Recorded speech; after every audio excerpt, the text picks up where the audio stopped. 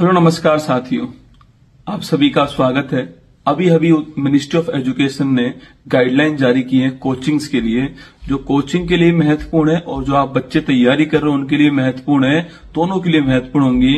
Coaching क्या नहीं कर सकता, स्टूडेंट्स के लिए क्या हिदायत दी गई है और क्या जुर्माना रहने वाला है, इसके अलावा क्यों ये गाइडलाइन जारी हुई है, उसके बारे में बातचीत करने वाले हैं। सबसे पहली बात, सबसे महत्वपूर्ण है कि कोचिंग 16 वर्ष से कम उम्र के बच्चे को एडमिशन नहीं देगा। कोई भी कंडीशन हो, उसका एनरोलमेंट 16 वर्ष से कम उम्र में नहीं होना चाहिए। भर्ती जो सुसाइड के मामले देखिए, आप कोटा के अंदर देखिए, उस कारण कोचिंग को 16 वर्ष से कम उम्र के बच्चे को एडमिशन देने के लिए मना किया गवर्नमेंट ने कि एक स्थिति हो, एक कंडीशन उसकी ऐसी हो कि 16 वर्ष की एज उसने पूरी की हो, उसके बाद भी एडमिशन ले सकता है, उससे पहले एडमिशन नहीं लेगा। पहला पॉइंट। सेकंड बात, कोचिंग कोई भी भ्रामक वादा नहीं करेगा। विज्ञापन के अंदर कोई भी ऐसा मैनिपुलेशन करने वाला वादा नहीं करेगा। अपनी क्वालिटी को लेकर के और अपनी सुविधाओं को लेकर के कोई भ्रामक बात नहीं करेगा। जो उसके अंदर खासियत है वो वही बताएगा, उसके अलावा कोई भ्रामक वादा नहीं करेगा। बच्चों को मैनिपुलेट करने का काम नहीं करेगा। सेकंड इसके अंदर कहा गया है। थर्ड जो महत्वपूर्ण बात है, कोई गारंटी कोचिंग नहीं देगा।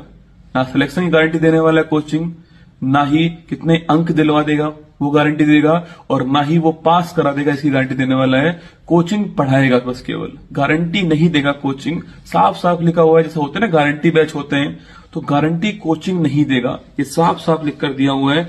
इसके अलावा कोचिंग कदाचार भी नहीं करेगा बच्चों के साथ में, ये भी साफ साफ लिखा है, कदाचार भी नहीं होना चाहिए। इसके अलावा कोचिंग में जो टीचर्स होंगे उनकी मिनिमम क्वालिफिकेशन जो है ग्रेजुएशन होने वाली है।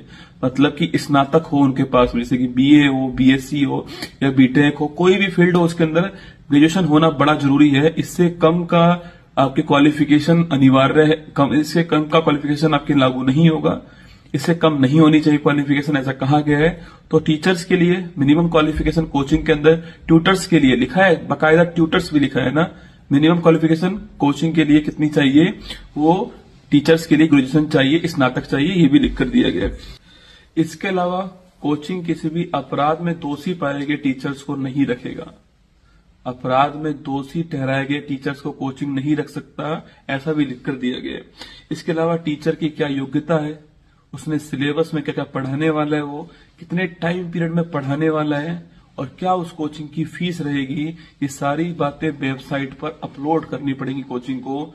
टीचर्स क्या है, क्या क्वालिफिकेशन है उनकी, इसके अलावा कौन सा सिलेबस वो पढ़ाने वाले हैं, कितने टाइम में पढ़ाने वाले हैं, ये सारी बातें कोचिंग को वेबसाइट के ऊपर रखनी पड़ेंगी। इसके अलावा मेंटल हेल्थ, बहुत बल दिया है इसके अंदर। मेंटल हेल्थ के अंदर जो है, कि जो मेंटल हेल्थ है उस पर कार्य करना पड़ेगा कोचिंग को। इसके अलावा इसके लिए साइकोलॉजिस्ट होने चाहिए। बिना साइकोलॉजिस्ट के अपॉइंटमेंट के किसी भी बैच में एडमिशन नहीं होगा, साइकोलॉजिस्ट रखने ही पड़ेंगे। इसके अलावा मेडिटेशंस है, योगा है, मतलब मेंटल हेल्थ को स्ट्रॉन्ग कैसे करे बच्चों की, उस पर कोचिंग को भी ध्यान देना होगा। क्योंकि कोचिंग, बच्चा अधिकांश टाइम अपना कोचिंग के अंदर ही स्पेंड करता है, तो मेंटल हेल्थ एक बड़ा इशू है, जो कि तो आप देख रहे होंगे सुसाइड जो हो रही है आपके, वो सारा मेंटल हेल्थ कोच उसके पीछे जो है, मतलब वो कंडीशन आना बच्चे की जिसमें बच्चा अपनी जिंदगी को छोड़ने के लिए इच्छुक होता है, वो मेंटल हेल्थ का कारण होता है। तो मेंटल हेल्थ बच्चों की इतनी ना बिगड़ पाए, वो सही रहे, उसके लिए एक अच्छा इंसान बनाया जाए बच्चों को, उस पर भी बल देना पड़ेगा। इसके अलावा ये सब कार्य जो किए गए, अगर ये सब कार्य कोचिंग ने नहीं किए, और भी बहुत सारी गाइडलाइन जारी हुई हैं, अगर ये सारे कोचिंग ने नहीं किए तो उनके ऊपर 1 लाख रुपए का जुर्माना, पेनल्टी लग सकता है। इसके अलावा पंजीकरण भी रद्द हो सकता है, ऐसा साफ साफ लिख कर दिया है। आप सोच रहे होंगे कि एकदम से क्या हुआ शिक्षा मंत्रालय को कि उन्होंने ये गाइडलाइन जारी की है। पहला बिंदु, बढ़ती हुई आत्महत्या जो है वो उसका कारण बन चुका है आपके। आप कोटा देख लीजिए, मतलब कि जो छोटे छोटे बच्चे होते हैं वो सुसाइड कर रहे हैं वहां पर, इतना उनके ऊपर बर्डन होता है वहां पढ़ाई का, तो वो ही बड़ा कारण हो रहा है। तो बढ़ती ही आत्महत्या। सेकंड, बढ़ती हुई आग की घटनाएं, दिल्ली देखिए अभी कुछ दिनों पहले ही घटना है। इसके अलावा आप गुजरात देखिएगा, आपके मतलब कोचिंग्स आपके टॉप फ्लोर पे चल रही हैं, सारी सुविधाएं हैं नहीं वहां पर, सारे मानकों को फॉलो नहीं किया जा रहा है वहां पर, और बच्चे जो है, आप देखिए जब घटना होती है तो उस समय क्या स्थिति उत्पन्न होती है वो आपने देखी होगी। तो आग की घटनाएं, आत्महत्या की घटनाएं, घटती सुविधाएं, घटती क्वालिटी, ये दोनों भी बड़ा कारण हो रहा है। भ्रामक वादे, तो घटती सुविधाएं, घटती क्वालिटी कोचिंग्स के अंदर, और साथ में भ्रामक जो वादे हैं आपके, वो सब इसका कारण बनने वाले हैं। तो अभी हाल ही में शिक्षा मंत्रालय ने बहुत सारे डिसीजंस जारी किए, गाइडलाइंस जारी की है। आपको कैसी लगी गाइडलाइंस बताइएगा मुझे, और सभी को पहुंचाइएगा गाइडलाइंस को।